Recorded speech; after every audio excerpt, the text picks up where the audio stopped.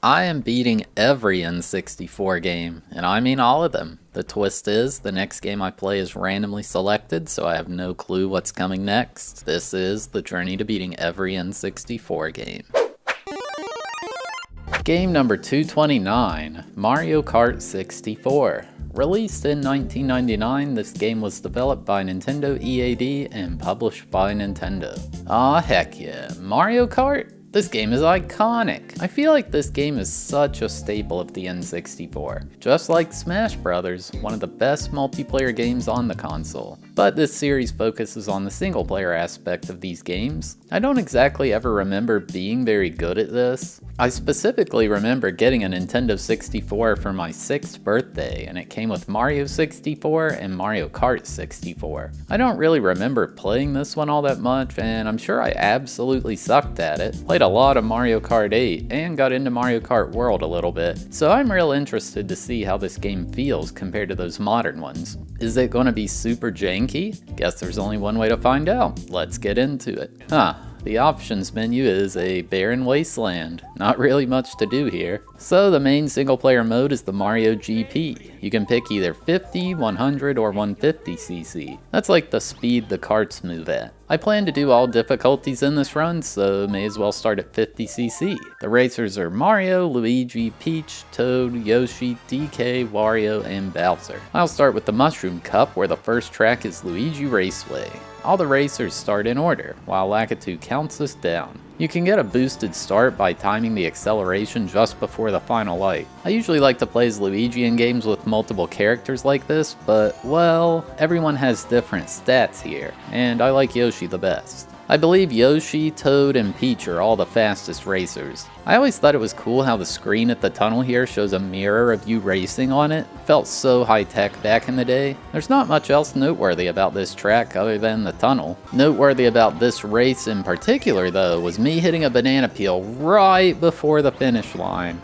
You hate to see it. At least I got second place. Everyone gets points based on their placement. 9 for first, 6 for second, 3 for third, and 1 for fourth. Most points at the end of the Grand Prix wins. The second track, Moo Moo Farm. This is another one that's quite basic, although we're off-road, so the elevation changes quite a lot in the area. The big thing here are these moles that pop in certain places. Hitting them is definitely bad news. You may notice me drifting around turns. This is something I literally never did as a kid, but now I understand it pretty well. I was expecting it to feel horrible in this game because it's so old, but it doesn't at all. I'd say it's right on par with how the modern Mario Kart games feel. The E letters trailing behind you change to yellow, then orange to signify you getting a mild boost in speed from the drift. Anyway, I won this one without much trouble. The 50cc runs are super chill. Third race is Koopa Troopa Beach. Here, things start to get a bit less traditional. Gotta navigate around these rocks on the edge of the sand.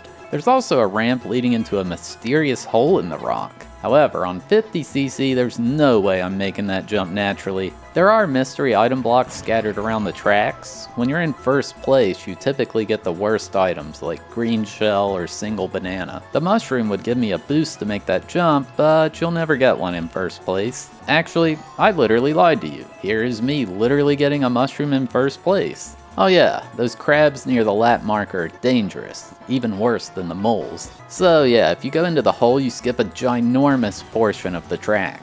It's basically over for the computer if you do. Super easy win there for Yoshi. The fourth and final race is Calamari Desert. I got the boo here. Incredibly convenient because this train was going to be blocking the track otherwise. Not only does it make you incorporeal, but it also lets you steal an item from another racer. If you do wind up getting hit by the train, it's super bad news. Like, this thing is relentless. I think there's some kind of shortcut by following it into the tunnel, but you need a boo or star to do it. Or maybe that's not real and I'm just misremembering. The most cursed item is the fake item block. You won't see this in current Mario Kart because it was just way too hard to notice the fake ones when you're zooming along, you know? I took the win here with Yoshi once again, and the Mushroom Cup was done. Upon finishing, there's an awards ceremony that's kinda hype. Fireworks go off, balloons fly through the air, and we're even at Peach's castle, straight out of Mario 64. The one part I don't understand though is why does the trophy have to be spat out by this massive Cheep Cheep? This is just so strange when you think about it. Aren't Cheep Cheeps working for Bowser? I don't know. But regardless, that's the gold trophy down for Mushroom Cup 50cc. Alright, time to move on to the Flower Cup. The first track is Toad's Turnpike, and this is definitely not traditional. Oh yeah, I'm playing as Bowser now, cause why not? So we're driving down a nice paved road.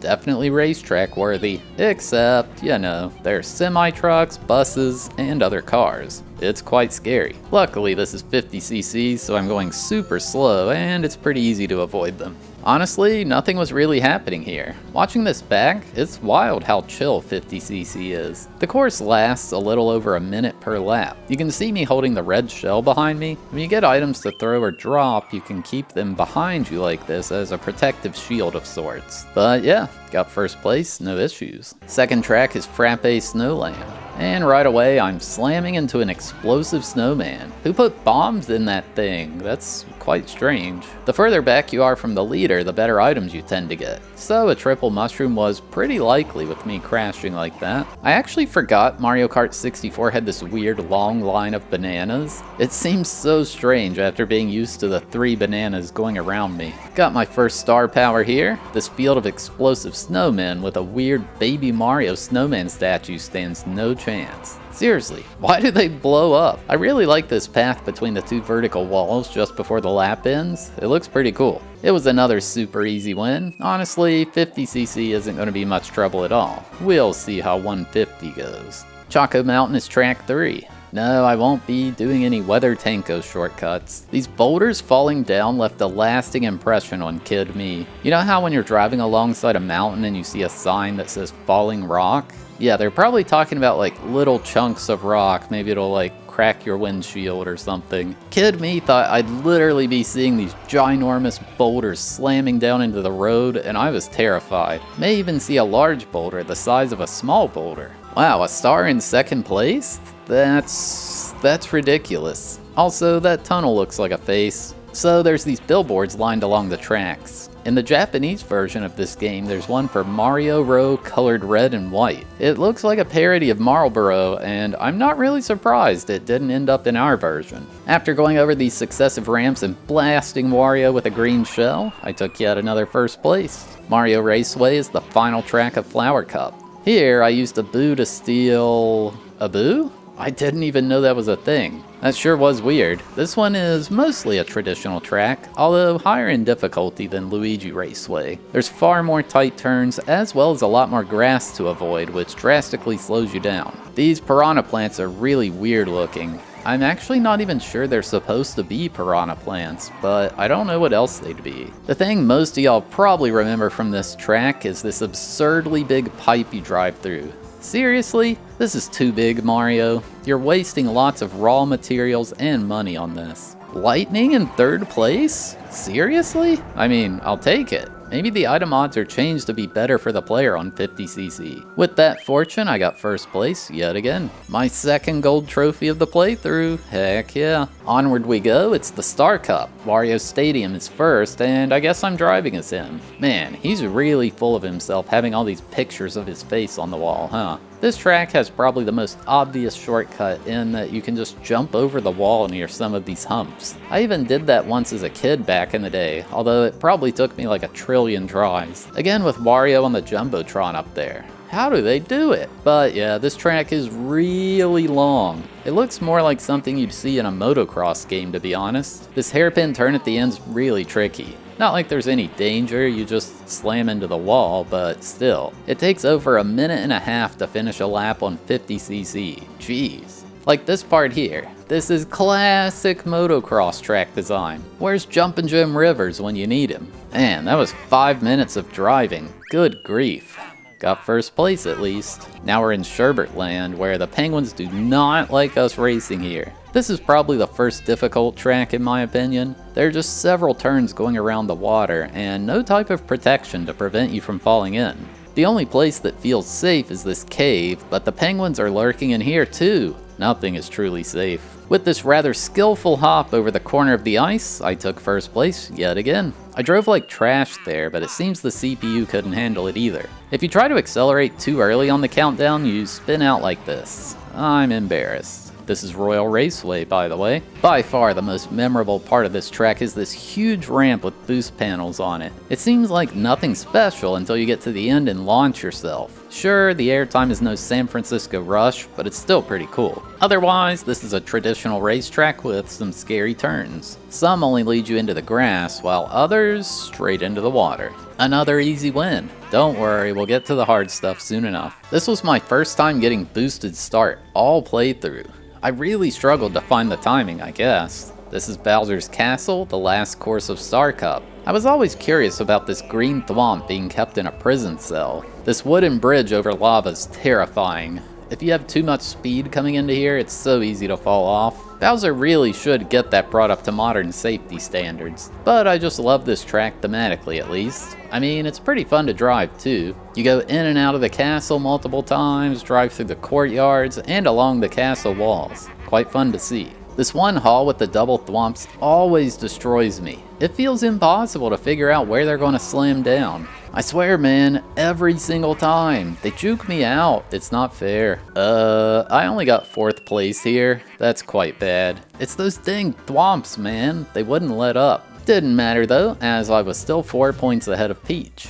3rd gold trophy down on 50cc. Looking back at this, I'm not even sure why I did all CCs. Maybe to make the game last longer? I think I was under the impression that the game kept track of what you've done, but it doesn't seem to. The 4th and final cup, Special Cup. We're on DK's Jungle Parkway first. This jump over the river immediately into a 90-degree turn was always stressful. Talk about an intro to the Special Cup, huh?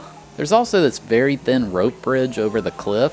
Thankfully, this one prevents you from falling off. Almost blasted myself with the green shell there. Now that would have been embarrassing. There's then this cave where you do a hairpin turn to climb up, but you can cut it quite short. Honestly, this one's not super difficult compared to Bowser's Castle. Oh no. Oh god, the boat is right there!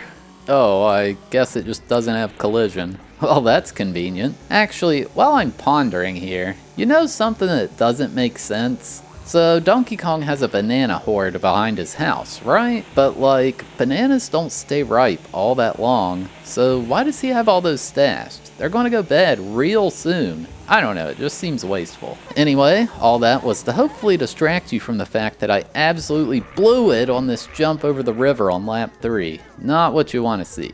It seems the CPUs are all super slow though. 50cc really is baby mode, because there's no reason I should have caught up to 1st place after that blunder. After another blunder, I was at risk of 3rd place. Thankfully, that's not the timeline we live in, and I pushed both of these clowns out of the way. Phew, that was scary. 2nd track is Yoshi Valley. Love how the placements on the left just show question marks because it's impossible to tell where the placements are. This is because the entire middle area of the track is open world. Okay, not exactly open world, but there's several branching paths to take. There's definitely an optimal route to take through it, but I'm not going to pretend I know what it is. Probably whatever the most dangerous ones are. Of course, gotta remember the gigantic egg at the end of the lap. That must be left over from when Yoshi ate Giant DK in Smash Bros. Other than that, this one's chill, another one. The 3rd track is Banshee Boardwalk. This one is horrifying, not because of the ghosts and all that, but because of how narrow this place is, along with how little protection there is from falling off. It seems like rails are just placed at random. What a weird place. There's also this little building with a chest that has way too many bats flying out of it. I used to try to climb into that thing as a kid. Definitely never did it. I did manage to fall into the hole here though. That's more like it. There's more than enough room to just jump over that thing. And there we go. 1st place on Banshee Boardwalk. One final track to go. The last track is... Come on, you already know it's Rainbow Road. They do this in every single Mario Kart game. Seriously though, this track is so cool. I feel like a lot of people who played this raced here the most often. The song, the look of the track, the length, it's just peak. Every so often there are these chain chomps embedded in the track. It's like they're eating it. If you thought Wario Stadium was wrong, oh boy. That lap was 2 minutes and 15 seconds. In fact, they put this track in Mario Kart 8 and reduced it to a single lap because I guess they thought it was just too long. One thing particularly interesting about Rainbow Road in this game is there's rails lined along the entirety of the track. On Banshee Boardwalk, they're like, good luck not falling. But on this, they must protect us, I suppose. And as I cross the finish line one last time, I take first place on Rainbow Road, taking first in the Special Cup overall. There's my 4th gold trophy. But it doesn't exactly feel fulfilling, does it? I mean, 50cc is just so easy. We'll go a bit quicker through 100cc, but I just had to show Peach absolutely scamming me out of this shortcut on Koopa Troopa Beach. I just cannot believe how perfect her timing was. And there's the gold trophy on the Mushroom Cup at 100cc. As I show myself driving poorly through Toad's Turnpike, I'll take this time to talk about the graphics and audio. The graphics are pretty interesting for this one. All the background textures and such are very plain looking. I mean, it's one of the early N64 games, but I'd say it's about average for the console as a whole. The interesting thing to me are the racers and the items. They kind of look like 2D sprites, but rendered really nicely. Kind of reminds me of the graphics from Donkey Kong Country. Maybe they did it to conserve, like, processing power or something, but I don't know, it's just kind of weird thinking about it. The characters all have voice lines they yell out during races. Toad's is particularly interesting because it sounds nothing like what I know Toad to sound like today. I guess they had no clue how they wanted this character to sound when this game was made.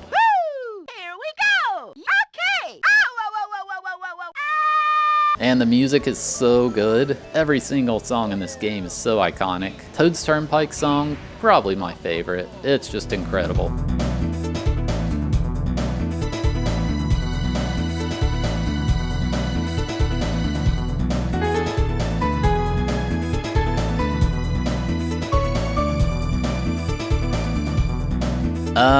Yeah. This was just my worst race of all time. I got 5th place, and the game thought I sucked so much that it just had me retry it. If you don't get at least 4th, it just tells you to go again. And there's the gold trophy on the Flower Cup 100cc. We're getting there. I love how if you fall into the frozen water, you actually turn into a block of ice and are blue for a bit after unfreezing. What, you think I fell in there on accident? No, I just wanted to show off this part of the game, that's all. Why the heck did Peach just drive into the water after the race is over? This is her track, she should know it best. Alright, and there's the gold trophy for Star Cup on 100cc, only one to go. If you're feeling cheeky, you can try to take this jump over the river at an angle in DK's Jungle Parkway. I can't believe I actually made that. If you have star power, you can just blast this giant egg into oblivion. There it is, the Special Cup Gold Trophy on 100cc. But now, it's time to get serious. How the heck do you get this item from the hot air balloon in Luigi's Raceway?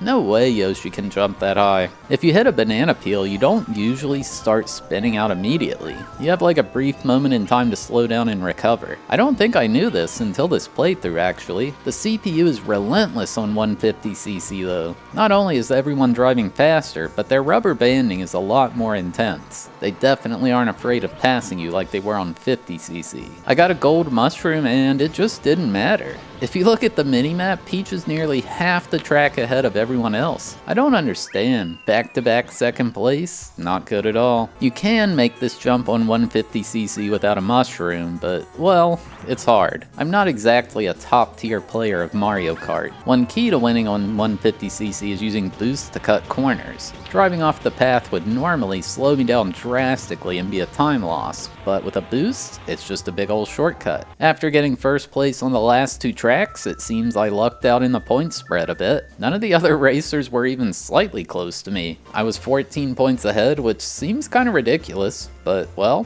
1 gold trophy down for 150cc. I somehow didn't crash going between these buses. Also, is it just me or is it much easier to drift properly on 150cc over the slower ones? Like, when is the last time any of y'all tried 50cc in this game? It feels weird. Well, see ya Mario. You had a good run. Chalk this up there with some of my worst ever Mario Kart throws. I cannot believe I just did that. Like 2 seconds away from the finish line, come on. At least I can intentionally stop to get below 4th and try again. DK was so far ahead here. I had to cut all the corners to catch up to him. It's kinda weird getting a golden shroom in 2nd place. Maybe that theory about items being more forgiving on 50cc was wrong.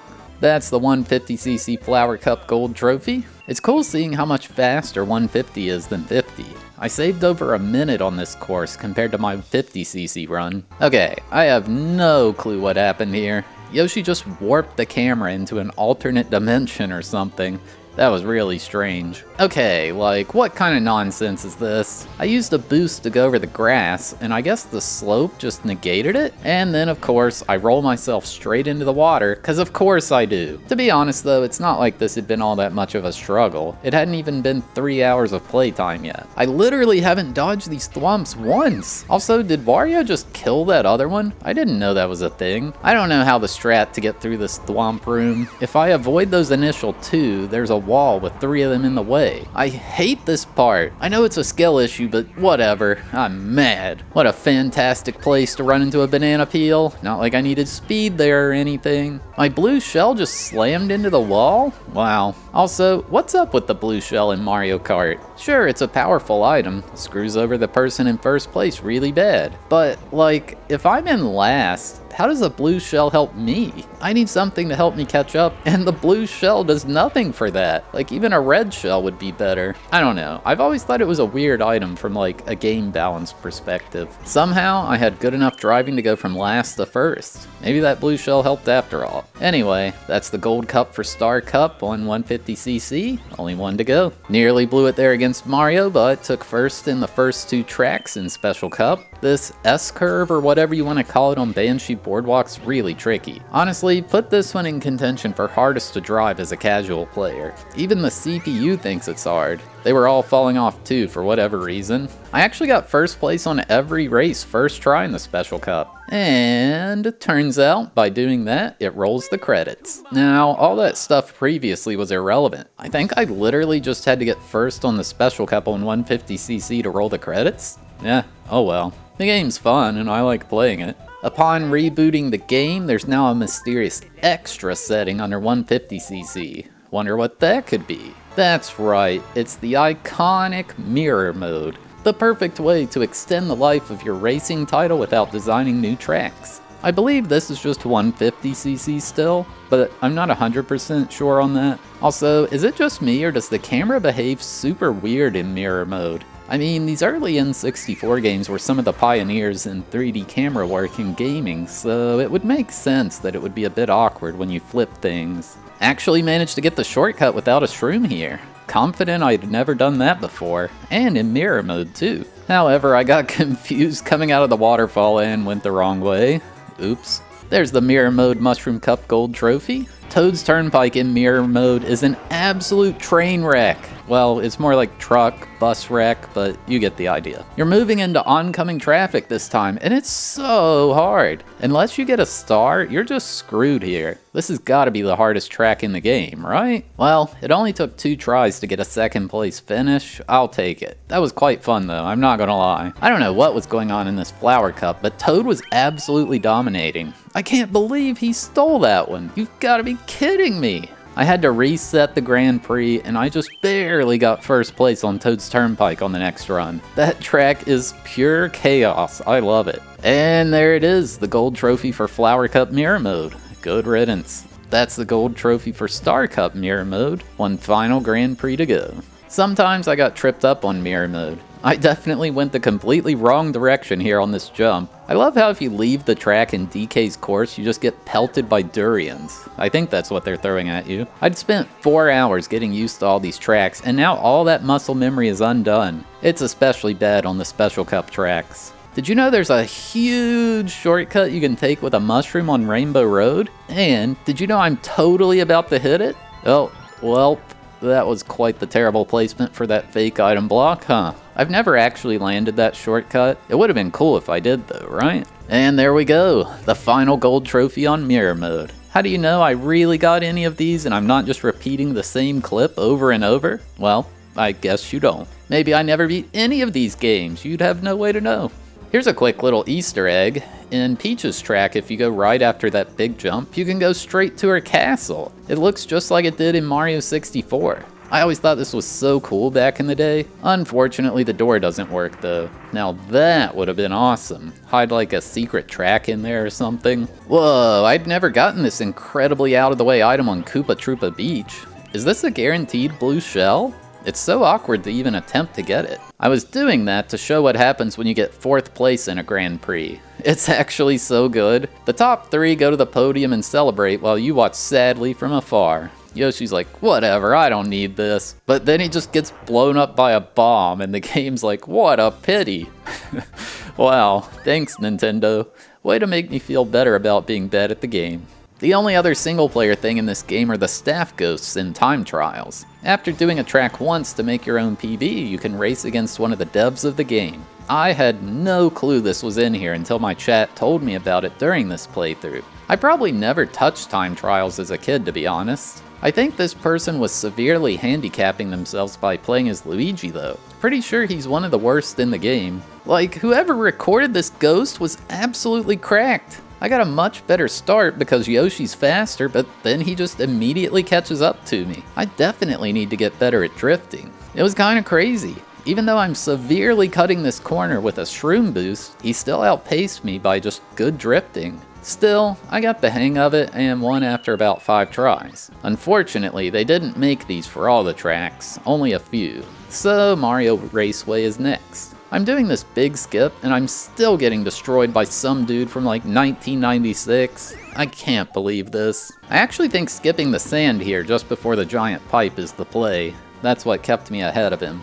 Even with some big mistakes, I still won. I think they either didn't know about the skips or maybe they were told they're not allowed to use them. I don't know. The only other one is on Royal Raceway against Peach.